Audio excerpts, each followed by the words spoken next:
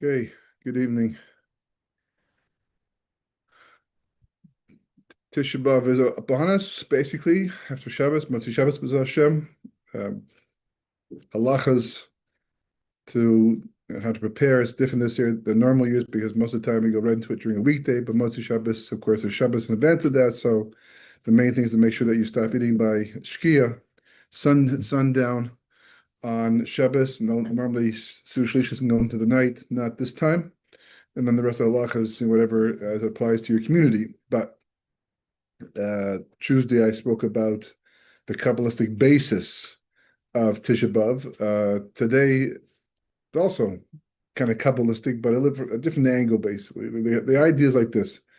The Zohar says, well, first of all, if you eat kosher, then you probably had a difficult time finding a sirloin steak, not just a good sirloin steak, but any sirloin steak. Why is that? Because usually that's the hind quarter of a cow, and we don't eat that because there's a sciatic nerve that goes right to the hind quarter, both sides of the cow, and taking it out is problematic. It's a lot of work apparently. Most butchers don't want to do it. It's not worth the money. It's not worth the time to do it properly to make sure it's halachically okay.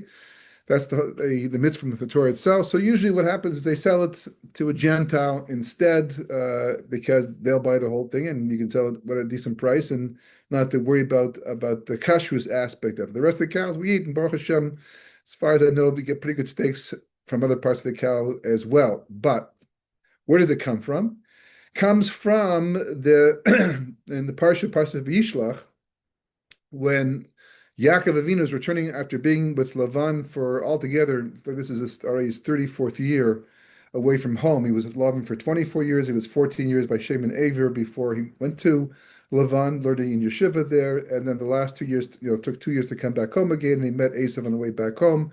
And of course, the famous struggle that he had with the angel the entire night. And it's loaded with meaning and midrashim because that, of course, is not, I mean, the whole story itself is strange. The way that Torah's got an uncanny way to say in a few sentences something that is just so incredibly important and prominent and speaks to all of Jewish history. And this is one of the key episodes because the night that they fought, the entire night, that was representing all of exile for the Jewish people. The stranger that Yaakov fought with, whoever he is, and it shows up all of a sudden, has this wrestling match, right? That was none other than the angel of Esav. In fact, I just saw this evening looking at it that one of the reasons why the angel did touch him, where he did touch him in his leg to try, to get a nashib, which is the source of the sciatic nerve, which is the reason why you can't eat a cow that has it, because that's the source of that's the incident, which led to the halacha. Seemingly, I mean, it's unusual that what happened to Yaakov Avinu should be the reason for the isser of eating the ginanashim, excuse me, which is the sciatic nerve in the back in the hind quarter of the cow. But he wanted to see if Yaakov was an angel, because how was Yaakov able to fight with this angel and not be overcome immediately? Because you fight with an angel, and he's very powerful. So how was Yaakov able to do this? So the angel of Esav, the Sar Shel Esav, the Sitra Ach, really, the Satan, that's his angel, wanted to see whether he was an angel as well. So he touched him on the hind quarter, the back of his leg there, because angels don't have those type of things. They can jump, right? Ginanasha means they get the jump, it changes its place. So they don't have that. And once he did that damage, he realized he was fighting with a human being, but certainly was very impressed with the entire thing. And again, there's so much midrashim and so much Kabbalah in this. For example, the Zohar says on this episode that there are 365 days of the year. Of course, one of them is Tisha B'Av, right? That's one of the days of the year. There are 365 negative mitzvahs in the Torah corresponding to the 365 days of the year, as the Maharal explains, that the point of negative mitzvahs, which means you're told not to do something. Positive mitzvahs there are 248, corresponding to the limbs of the body, because positive mitzvahs require you to get up and do something. You have to energize yourself. You have to will it to happen.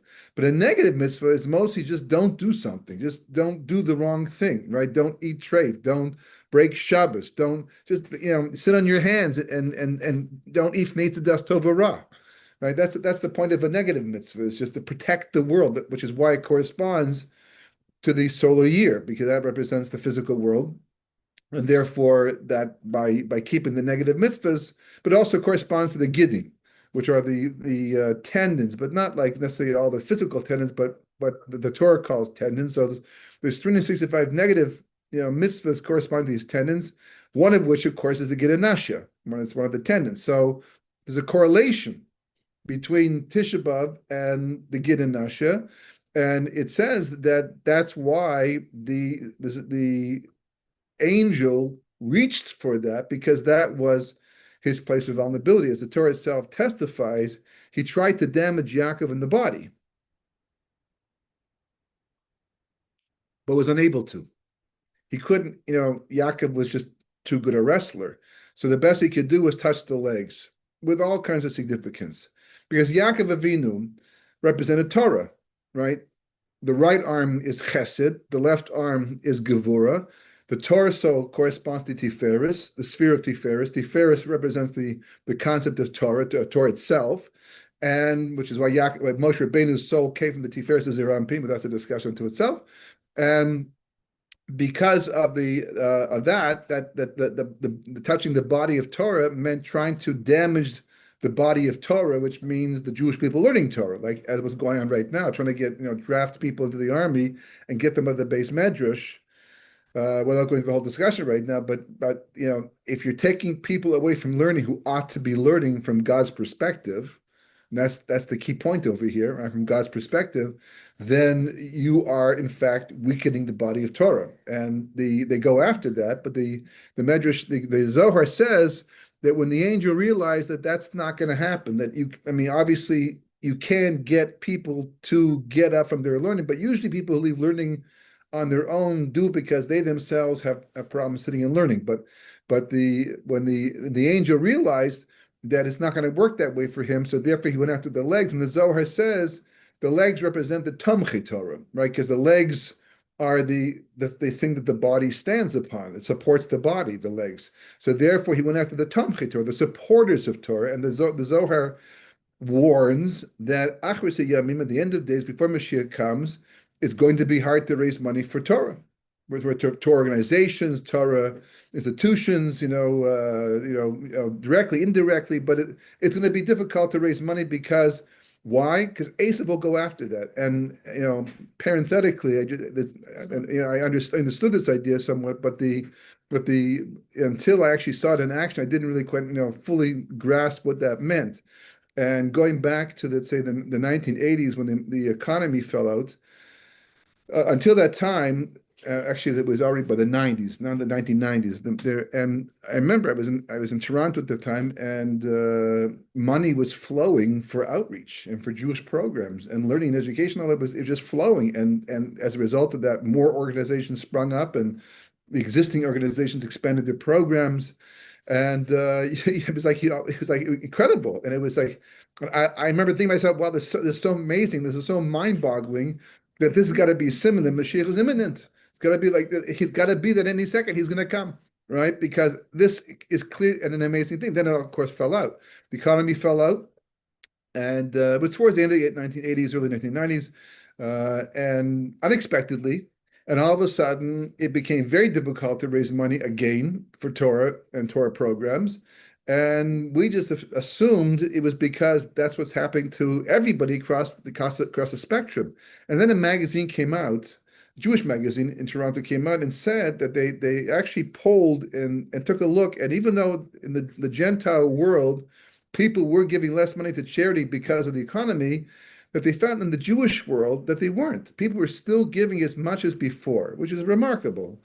So that raised the issue. If that's the case, so why are they complaining that they have no money, and why are we having such a difficult time raising it for our programs? And we found out, and the article spoke about this, that what happened was that the Jewish community, and including the Torah community, was now being asked to help make up the deficit in the Gentile community, because there wasn't as much of them around, and they felt compelled to give, because how do you say no if you're giving to Torah organizations, to be fair and to not cause a pogrom one day, God forbid, that they felt compelled to give it. Once they started giving elsewhere, they felt that they no longer had to give, or they couldn't give as much as they did to Torah organization. And I just seen this Zohar, not right away, but earlier, and I realized this is what I was talking about. This is Edom taking away, the support, the financial support of Torah, Achris Yamim. And the truth is, we actually you see this idea by Korach as well. The pasuk in last week's parsha, I believe it was. No, this week's parsha, Parashat Devarim. I'm already one week ahead, but in Parashat Devarim, it mentions that is it this week's parsha? I think so. But anyhow, it mentions that Korach Vadaso, where have I mentioned it? Get swallowed up, and all the things by their feet or their legs. And Rashi explains, really he's quoting the Gemara. The Gemara in Pesachim says this.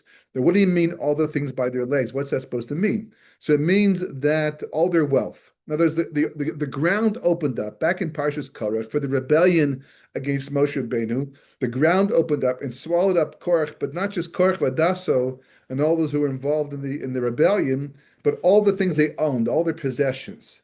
And the Gemara says, why does it talk about that in terms of those things by their feet? And it says because money gives a person feet to stand on, right? Money is a person's support. So there's a connection between money and legs and support, right? And because of that, that's what the Zohar says is alluded to in Parashat Vayishlach, and to do it the Gid Nesha. Now, why specifically the Gid Nesha? Why the leg itself? Well, we mentioned because of the fact that he couldn't get to the body, but why could he get to the legs? So in Kabbalah, there's a distinction between the upper part of the body and the lower part of the body. One of the reasons why, halachically, a person has to wear some type of division in their clothing between the upper part of their body and their lower part of the body. By a man, it could be a belt, right? Even undergarments can act that way somewhat, but you can't have an open garment that's open all the way down because there has to be a separation between the upper body and the lower body. This is so Kabbalistic, it goes all the way to the top, the highest of levels. It's called the Parsa, way at the top, but in halacha, because the upper part of the body is holier than the lower part of the body. Of course, the head is the holiest of all because that's where the brains are supposed to be, right? But and because of the brains, those are called the ziyuneim. These are the glory, the splendor of a person, of the parts of the spheres and the parts, because that's where all the action takes place. Life is about being intellectual, thinking things through. That's why we're called B'Tselem Elokim, in the image of God, not just Yud-Kei Vav-Kei or Shekai, but Elokim, because Elokim is a name of God that implies discernment, thinking things through, and making decisions, and doing what we call bira, separation of good from evil. That's all up here. So this is the highest and most important part of a person. Then you have the body, which is very important because you need it. Obviously, everything inside the body up in the upper part is essential, but the legs are not essential. They're called bar migufa, outside the body itself. So there's a lesser level of kedusha. It's not the end of the story. There's a lot going on here because there's also the yesod, and the yesod is tied to geula, and it's tied to all kinds of things as well. But for all intents and purposes, that's the idea. So therefore, being less holy, it's more vulnerable to tumah. In fact, after Adam Arishon ate from the Eitz Hadas Tov Ra, until that time, he didn't have an onboard Yetzer Hara, right? The Yetzer Hara was only the nachash, was the snake itself.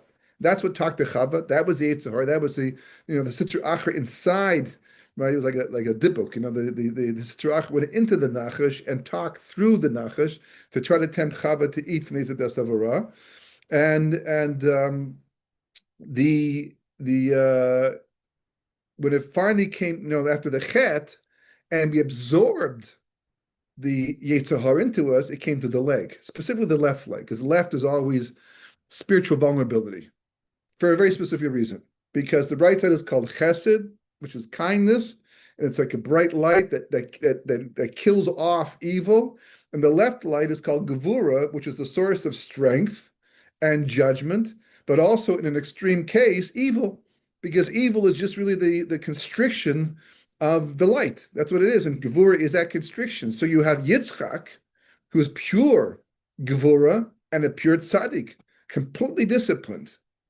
And then you have Esav, his son, whom he relates to more than Yaakov in many respects, because they come from the same stock.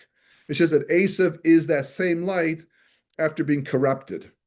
And that's why Yitzchak tries to bring him back by sending him out to go hunting, by getting him to do a mitzvah, and then blessing him after that, because he has the potential. There were four foremothers, right? Four foremothers, right? Four mothers, right? And there's supposed to be four forefathers too. And Esav, just like Rachel and Leah were twins, and they were two separate mothers, right? Likewise, Yaakov and Esav were supposed to be, they were twins, and were supposed to be two forefathers. It's just that Esav didn't make it, didn't make the cut. And David Melech replaced him later on, but not to the same degree, obviously, although David Melech said I should be able to. And that's why he was tested, because he wanted to be treated like a forefather. And God told him, well, they became forefathers because I tested them and they passed. So David said, test me too. And he was tested and he failed.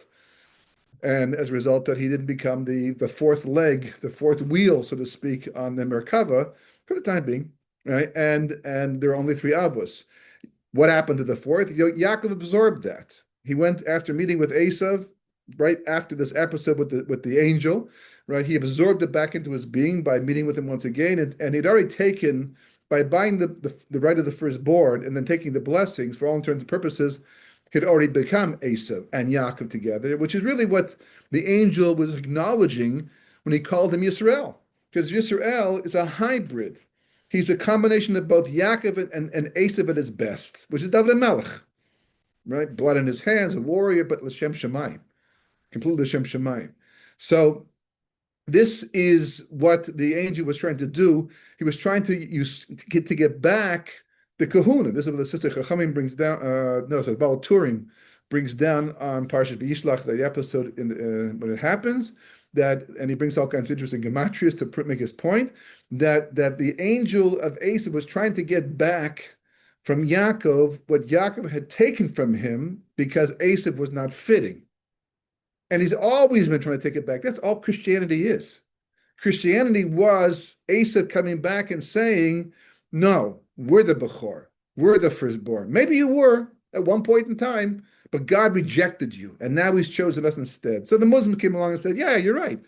They were rejected, and you're rejected. So now we're the next ones in line, basically. But of course, all of Tanakh and all of Torah says that's not possible, because once we made the bris, I mean, it's not even comparable. It can't even compare. But it doesn't stop the world from killing us because of it, out of jealousy and hatred, which is also behind what's going on in the world right now. It just looks like more anti-Semitism. It just looks like, more insanity, in history, because it goes up and down, back and forth, and and there's war and there's life and there's death and all that, and people become more conservative and they're less liberal, and so therefore they're more into life and more value. The values are more aligned with God's values, and then we become comfortable because we don't have any wars, and death becomes a thing of the past. In terms of massive death, and people become sloppy in their way of thinking, and eventually become so liberal that we become fascist. Not us, but those who do it, because that's usually what it leads to. Historically, believe it or not, shockingly so, liberalism leads to fascism. And I'm not going to go into right now the whole connection, but you just go back in time and look at the history and trace it back. You'll see that's what it began with, including Hitler, Yimach Zichra as well. Because when he started his original platform, that's where he was coming from, which is why so many people backed him in the beginning. That's what they saw. They didn't see a fascist leader who wanted to wipe out the Jewish people and start a war and kill 72 million people, or cause the death of 72 million people. Otherwise, they would have got rid of him a long time ago. They saw a man of the people, somebody who was standing up for the rights of others. And then, of course, behind the scenes, it was completely different. You just had to read Mein Kampf to know the story, but people don't want to do that. They don't want to acknowledge the truth. People choose the path of least resistance, because that's what the body wants. That's what the Yetzer Hara wants. That's what we absorbed, right? Which is one of the reasons it's also tied to the legs. Think about it for a second, right? It's actually quite remarkable how much legs play a role in history, a huge role. And Kabbalistically, you should know that it's a major issue. What we call, they correspond to the spheres of Netzach and Hod, which are Moshe Rabbeinu and Aaron HaKohen. Now, there's the different parts of the body, the brains, the three parts of the brain. You have Keser Chachma Bina, or more commonly known as Chachma Bina Das. You can look it up. The AI will give you a fantastic explanation and definition on how correct it'll be, but you get all this information online basically, and then of course you have the body. there's all the necks, and there's like the beard and all these other parts in between, but the basic 10 spheres are Chesed is the next one, and you have Gevurah, and then the body is Tiferes, and you have Netzach on the legs, and your son and Malchus really corresponds to the ground. So I mean that's have to be understood and how it connects to man, but man came from the ground. So the fact that man came from the ground means that even though the ground is the ground, we have an inherent connection to it, even if we're separate from it, which is why we go back to it in the end and dissolve into it, because it is part of who we are, our makeup and who we are. That is part. In fact, I think the Ramban points out, he says that when God says, "Na'aseh adam b'tselenu k'maseinu," let us make man, and Rashi says he's just being polite, including all the other angels. I think the Ramban is the one who says that he's actually talking to the ground. Na'aseh, you and I together, all you provide the body, and I'll provide the soul. So it's a part of our makeup, but that's the 10 spheres correspond to the body itself. The Netzach and Hod, right, represent the legs because that's where they are. And what the legs do is provide transportation. They allow us to extend ourselves. In other words, you could be a Talmid Chacham sitting in one spot. I mean, with thank God with technology, we actually here I am. I'm sitting in my house right now, giving a shiur to people in your houses. Once upon a time, the only way to do this was to go to shul, some shul or some place, and actually doesn't work as well for selling books, but it does help in terms of transportation cost and the time of traveling. That's what technology is. The six spheres that correspond to what we just talked about correspond to the 6,000 years. So the first 1,000 of history, the 1,000 of history, they correspond to the sphere of Chesed, right? Excuse me. And then the second 1,000 years, which is why, by the way, people lived for so long, even though they were doing evil, because God was being very chesedic at that point. Then the second 1,000 years is the flood. God, God is judging the people at that time. And that's because the second sphere is Gvura, which is Din. Still recovering my cold. The third level, the third 1,000 years is Tiferet, as we said, was Torah. And that's when Torah is given at that time. And the fourth level, the fourth millennium, corresponds to the Netzach, and then the fifth one is Hod. Excuse me. Give me 1 second.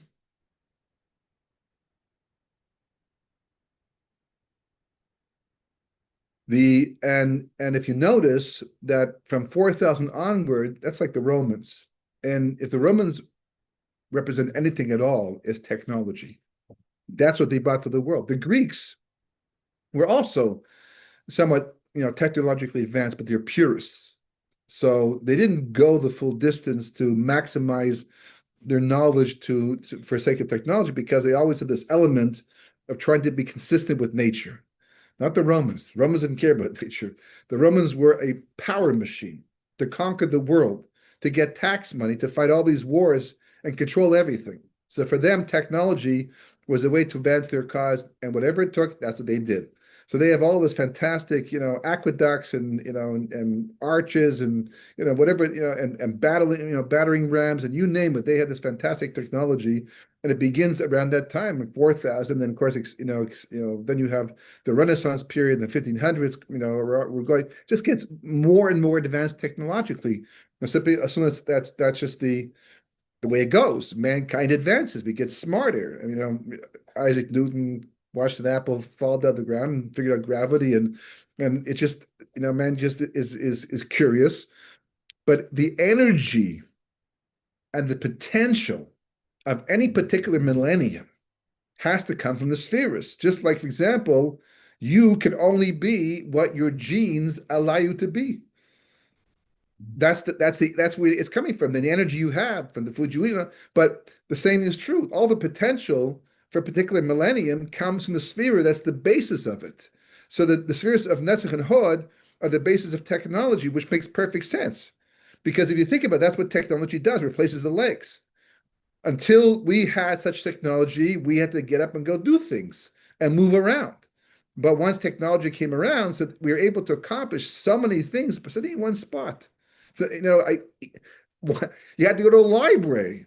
You wanted to do research, you had to go to a library. You wanted to know something medically, you had to go to a doctor. Today, you get it online. Today, you can download books or kits and things like that, and go nowhere. You can shop everything, buy it all online. You don't have to go to a shopping store. Don't have to go outside. Outside, you could be a hermit the rest of your life and still survive. No friends. Well, you get those also online too. So, this is what it represents. This idea, the legacy technology. So on one hand, it represents the support of Torah, the financial support of a person, right? But you see, it's a very strong connection between the legs itself and a person's perspective in life. How's that work? Okay. So the following way. In Kabbalah, the connection is completely understandable. It's inherent. We understand it, that there's a concept in Kabbalah called hislavshus. It works like generations. It's not like parents are born and they live and give birth to their children and they die immediately after they do that. So the children never get to know their parents. Rather, instead, there's an overlap. Parents give birth to children and they overlap. And as a result of that, they are able to pass over and not just enjoy, hopefully, their children and their parents, back and forth relationship, but they give over their knowledge. So there's an accumulation and a hemshech, a continuity of the generations. That's the way it works in life. So it's almost as if the feet of your parents are in your head, so to speak. So this is in fact true in Kabbalah, in the spheres, that in order for the light to go from one level, because at the top of the whole system is God's light, that's the basis of all of life and everything, and we're here to reveal that light and to participate in that light as much as possible, but it's got to come down. And it's not so simple because that light is so intense. It's like heat rises. Cold air descends and heat rises. So if you put a heater at the top of the wall, then the heat, it's not going to, by the time it comes down, it'll be cold again. To draw that heat down, you have to have some fan pushing it down or something sucking it down, but it's not going to come down because that's the nature of heat. The nature of this light is so spiritual, it can't come down unless it's filtered. So part of the system that God built to make this possible is called hislavshus. It's like literally means the clothing of something, because the lower level overlaps with the upper level in a way that the upper level can transmit the light to the lower level, but filters much less powerful, until you get a world like this where people can actually have a soul inside of them that comes from God, and all their energy is coming from God, and they deny his existence and deny that they even have a soul. They're using their soul to deny they have a soul. That's how much the light gets filtered down towards the lower levels. But that's where the Netzach and Hod are, right? The actual location of the Hislavshus, again, recalling that every level, we're built with Semelukim. We're made in the image of God. It has different meanings, but one of the meanings is that our bodies are structured physically the way the spheres are structured spiritually. So you grow up in Cheder, you go to school, seminary, they teach you the hand of God, right? Does God really have a hand? No, we have the hand. So why are we called the hand of God? Because it's like, Kiviocho, it's like he has it. No. And then you learn Kabbalah, it's the exact opposite. The real hand is his. This is the facsimile. This is what a hand looks like conceptually when it comes down into this world, and becomes a physical reality. So this is the concept of Slavshus, of overlapping, and where are the legs, so to speak? Where's the Netzach and Hod? Where do they clothe themselves in the lower level? On the level of the eyes of the low level. You probably, what the heck is going on? What do you mean eyes? What is this? What is all that? Okay. Well, I'm actually contemplating having a series of classes called Kabbalah 101 to 202 or something like that, where we'll talk about these things and go over B'ezras Hashem. But in the meantime, that's the point. That's where they are. Now, because of this, you see a tremendous connection in history and how it affects the way you look at life in the world between the eyes and the legs. For example, right? Let's go back to the beginning, not the very beginning, but you could, by the way, go back to the very beginning, but it's enough to go to Parashat Lech Lecha, right? God tells Abraham to get up and go walk the land. and see the land that I will show you. And all of us thought, or at least most of us thought, that this is the first time that Abraham is actually going to the land. It's a surprise. We even taught that. We even thought that's the test. The test is that he doesn't know where he's going. He's just trusting God. But the Medrash says, no, no, he's been here before already. God brought him here at the age of 52 and said, this is going to be your land. Then he went back to Haran, where his father and family, he came by himself on a pilot trip. He was the first one, right? And he saw the land, walked the land, all, and then he went back to Haran. And then at the age of 70, he came back again. So when God said, let's go back to, he knew exactly where he was going. So what do you mean, the land I will show you? Surprise. No, no surprise. So what does it mean? No, it means that he was going to Eretz Canaan, not much he knew. But Hashem was going to show him Eretz Yisrael. That didn't exist yet. That's going to be the result of the Jewish people coming in and living by Torah mitzvahs and pulling sparks out of the klipas and all that, as we spoke about before in the past. Right? That had yet to happen. The Meraglim saw Eretz Canaan; they didn't see Eretz Yisrael. Kalev and Yeshua, they were looking; they saw Eretz Yisrael, but in advance, not the reality. They saw how it could become that way. But that's the level that they were on. And by the way, that's what Meraglim are. Meraglim from the word regel, to walk, legs, right? And they saw things, but they didn't see the right thing, right? As Rashi points out, everything they saw was upside down. And this, of course, leads to Tisha B'Av itself, the fact that they walked the whole land and see the wrong thing. And the Medrash asked the question that why in Eicha, that we read in Tisha B'Av, is the ayin before the pei before the ayin? Because normally in the aleph base, because it's an acrostic, it goes according to the aleph base. So those are switched around in one of the chapters there. So they asked the question, why did Yirmiyahu switch it around?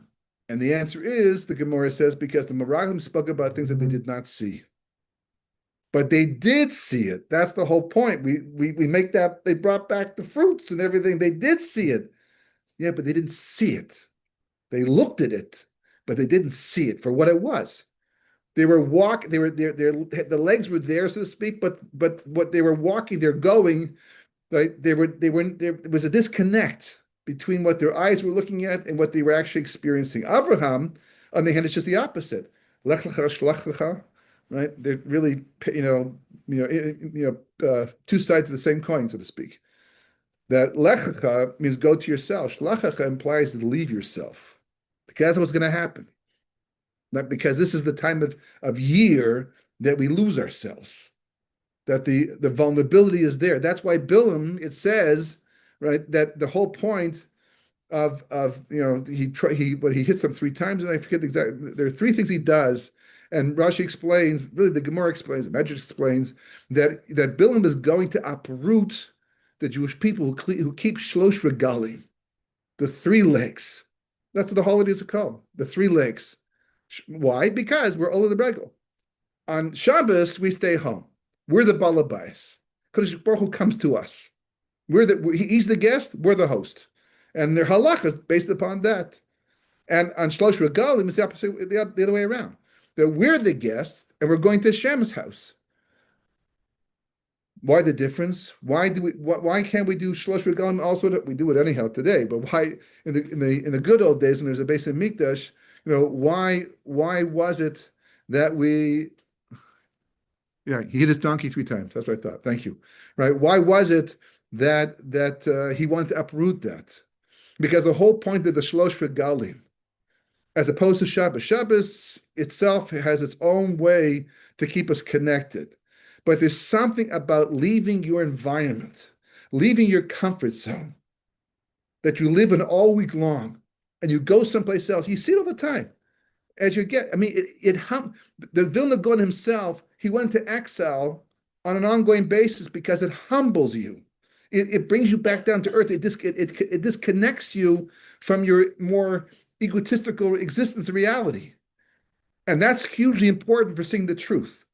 So on Shabbos, there's a certain amount of pride and gaiva we have, is despite the fact that we love Shabbos. Hopefully, you're being humble about what you, grateful for what you have. Nonetheless, there's a certain amount of, it's my house. It's where I'm what I'm used to, and as a result of that, we can tend to be a little bit blind to certain realities. While on the Shlosh Regalim, your guests, everything changes. Boy, your sense of appreciation. I mean, who doesn't know this? I mean, unless, of course, you're going to a five-star hotel, they take care of everything for you to make you feel much at home. But short of all of that type of comfort, you go someplace else. And certainly when you went to Yerushalayim for the Chagim, with the sacrifices, I mean, the Balagan, the amount of people and I can't even comprehend it. I am somebody who does not even like going to large shopping centers because it's just too over. The sensory effect is just too overwhelming. Hopefully that somehow we'll be able to deal with that better when the Beis Hamikdash comes back. With Hashem, we should be zocheh to be there. But this is the idea of the legs itself. The legs represent not just physically getting around, but moving in the direction of Torah continuity. That's the idea. The same way that Netzach and Hod and the spheres represent the idea, the concept of taking the light of Hashem from one level down to another level. I mean, Sefer Tznius of the Vilna Gaon spends a lot of time talking about this. The Chachma, the whole point of Chachma, he says, the sphere of Chachma, Chachma itself, wisdom, the whole point of wisdom is to find a way to take abstract concepts, which is Hashem's light, talking Torah concepts, right, primarily, abstract concepts, and finding a way to express them that somebody on a lower level can see them and connect to them. Because without that, they have no connection to Kodesh Baruch Hu. And since the whole goal of life is that connection, that movement, right, that overlap, the hislavshus, the clothing itself, that's what the snake was trying to undermine by getting Chava to eat from the dust of and then going through the left leg of Adam and becoming part of his being. That's what the Malach was trying to undermine when he had the battle with Yaakov that night, the entire night, and going after Gid and Nasha. He was trying to break that continuity. So you see, this concept is actually, and that's why Bilam, by the way, same idea, breaking the continuity. That's the whole idea. This continuity of Torah, the continuity of God, the continuity of the light. That's what it's all about. That's what the Beis Hamikdash was. We're told that the Beis Hamikdash, unlike in a fortress, you built the windows narrow on the inside and wide on the outside. This way, you could maneuver your gun or your bow and arrow, whatever the case may be, and be less vulnerable to attack because they had us the other way around. It was wide on the inside and they're on the outside, right? This way, they could, when they shot at you, they had only a little slit to fire you, but you could maneuver and shoot this direction, that direction. But the Beis Hamikdash was the opposite, we're told. The windows, on the other hand, were narrow on the inside and wide on the outside to express the idea that the light is starting from within and going out to the entire world. As the Gemara says, that the Gentiles understood what the Beis Hamikdash meant to the world and to them, not only would they not have destroyed it, they would have set up a sentry, an army around it to protect it because of the light that it's enabled into the world. That's why Pinchas ends up being Eliyahu Navi. What did he do? What did he really save in the end? Jewish continuity. That's the whole thing, because Midian came in, right, and there was intermarriage, so to speak. It's the women, and of course the child goes after the woman, right, not the man. So therefore, by coming in and doing all that, they're trying to interrupt Jewish continuity. Pinchas, by killing Zimri and Cosby, he restores that continuity. Which someone just told me last night a beautiful idea, which it's hard to do. I personally, I know this is very hard to do, but he said one of the reasons why Hashem constantly tells Moshe to speak to the Jewish people, and he reiterates and repeats things like that because the Jewish people are so valuable to him, and because one day he's going to be revealed through them. So it's like a king, right? Then they bring a mashal down of somebody. The king hires a person to make a crown for him. And this craftsman is working on the crown, putting jewels on, and a passerby sees him in his shop and says, "Wow, it's beautiful. Who's that for?" He says, "That's for the king." So he says he makes sure to put the best and as many jewels as possible on it because the king's going to wear it one day, and it's got to be as glorious as possible. So likewise, the same thing true of the Jewish people. And this is what Bilam is trying to undermine. Stop it. So Pinchas comes along and he saves the day. That's why also you have in the Parshas Pinchas, you have a pasuk that it says Achri Megefa, and there's a stuma, even though it's in the middle of a pasuk, to represent the concept again of continuity. And not only that, but Pinchas gets continuity as a reward. He becomes Eliyahu who never dies, becomes a Malach in the end. And he is Bris Kahuna forever, because for having restored continuity, he gets continuity. And it doesn't end there. Then comes Benot Tzlachad, and what's their concern? Also continuity. If we don't get the land, we had no brothers. So our father had no sons. And the land that belongs to us is going to go somewhere else in the end. And that'll kill our family off. So their desire for continuity. And of course, right after that comes the Korban Tamid. The Korban Tamid means the continual offering, because that's the continuity of the Jewish people. That's the continuity of the light of Hashem all day long, 24/7.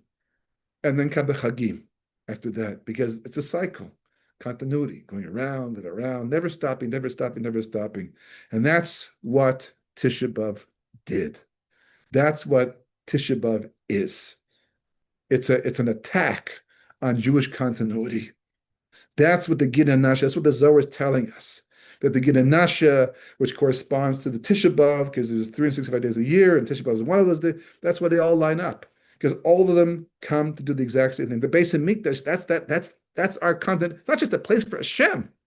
It's a place to connect to Hashem all year round, all the time. It's a place for the light to go from the upper Beis Hamikdash down to the lower Beis Hamikdash into the entire world, and keep this world going and make it sane, keep it sane.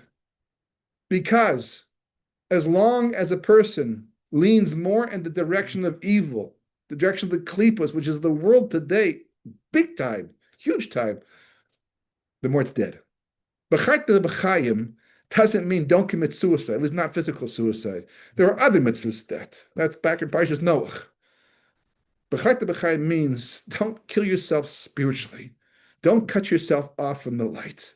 Because even though you can live until the age of 90 and die with a smile on your face and all the gashmis you can ever imagine, because it'll pay off in this world and you won't go to the world to come, or you have to go to Gehenna first, right? Don't do that. Choose life. Choose the Kedusha. As the Rizal points out, that the Klippas are themselves death. And what's the expression that Shlomo Melech used to describe this reality?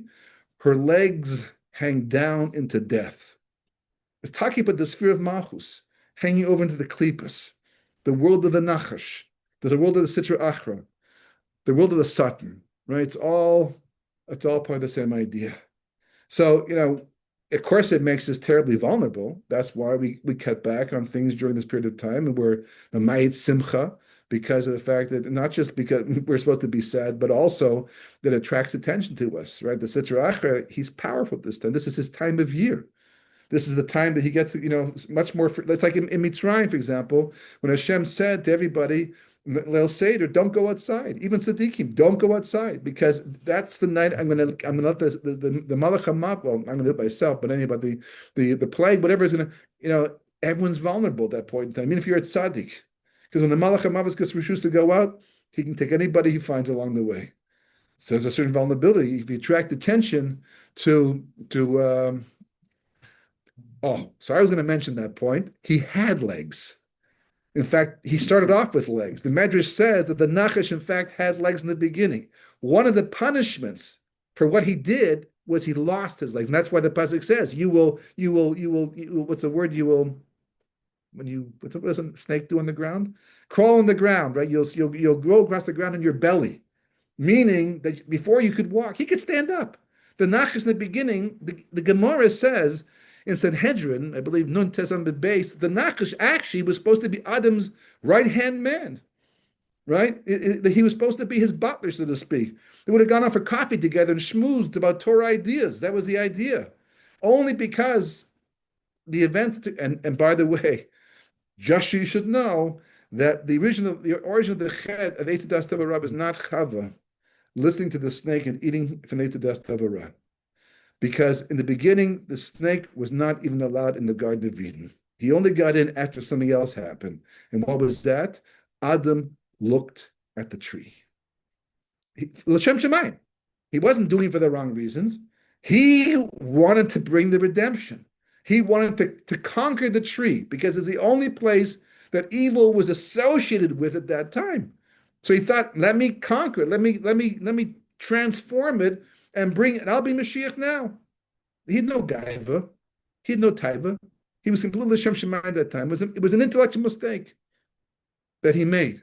But once he did that, it says not only did he not conquer the tree, but the chitzonim, the klipos, they came after him instead. And he went down and went down. And then the snake, the Leshem explains, was able to come into the Garden of Eden and talk to Chava. But by that time, the snake was no longer talking in his own. At that time, the Sitra Achra had gone into the snake, put him on like clothing, so to speak, spiritually, and talked to Chava through the mouth of the snake, and therefore she thought she's talking to the snake. She's really talking to the Sitra Achra, the angel of Esav, etc., etc., etc. But again, the eyes and the legs, it's all tied together, one and the same concept. So that's what we're fixing up. And if I have more time, I'd tie it back to Come to Bar Comes as well, because there's a very strong connection to that too, right? But this is the idea: is that our vision, our perspective, right? Where we're going in life, what we're trying to accomplish. She's only blamed for her part. Chava's not blamed for the whole thing. She's just blamed for what she did. And if you look at her punishment is for for her involvement. She's not blamed for the entire.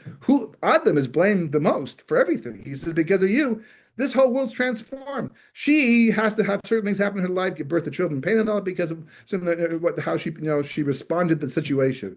But Adam, he's the key person. He's the one who's blamed the most for it. I don't know where people get the idea that she's blamed the most for it.